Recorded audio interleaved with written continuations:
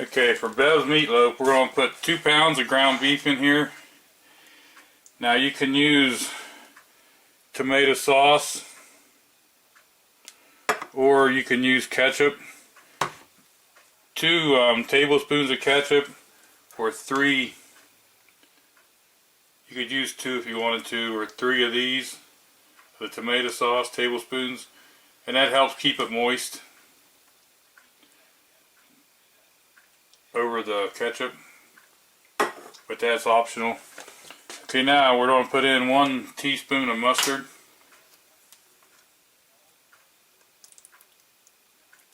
approximately 1 teaspoon.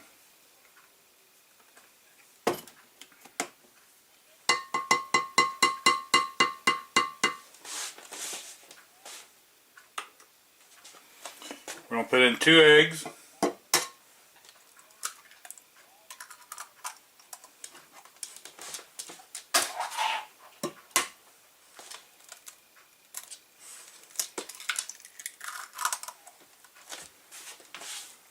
And now we're going to add this 1/4 cup of onions.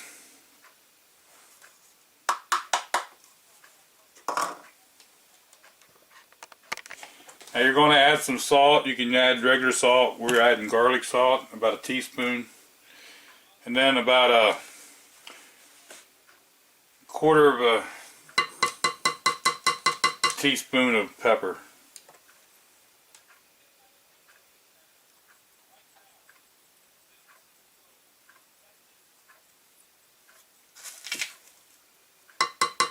Then we're just going to mix this all together really well. Okay, I'm going to mix this all together some. Try to get it at least halfway mixed before we add the bread. Now with the bread, you can add bread. You could add crackers. You could add oatmeal. There's a lot of things. I've even seen people add potato chips to it.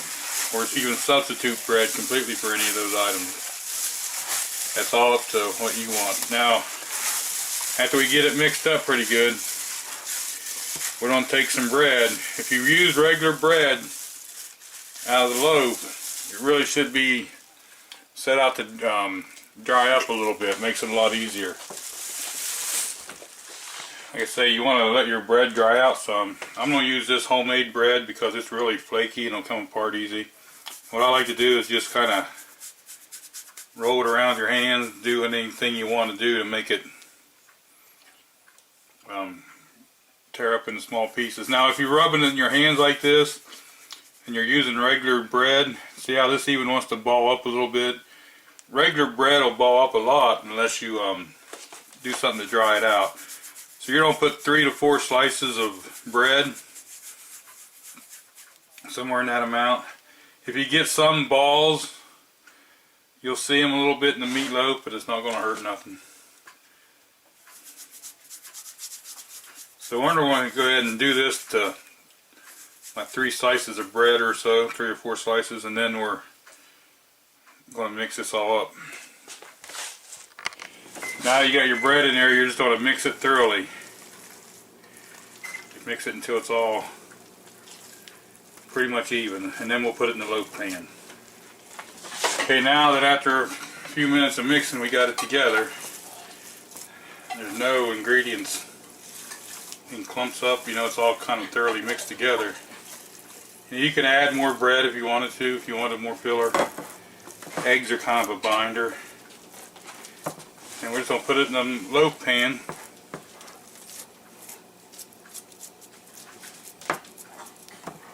And then I like to kind of make it a little roundy at the top, not a whole lot.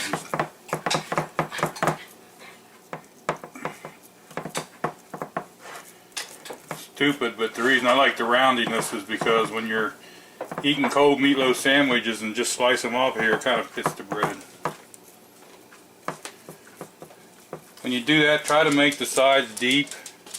That way it gives any grease somewhere to run to. Now we're going to put that in the oven just the way it is at 375 for about 1 hour. And you can check it with a meat thermometer or whatever. And before it's done here, we're going to put ketchup over the top. But put it in there for about 1 hour first.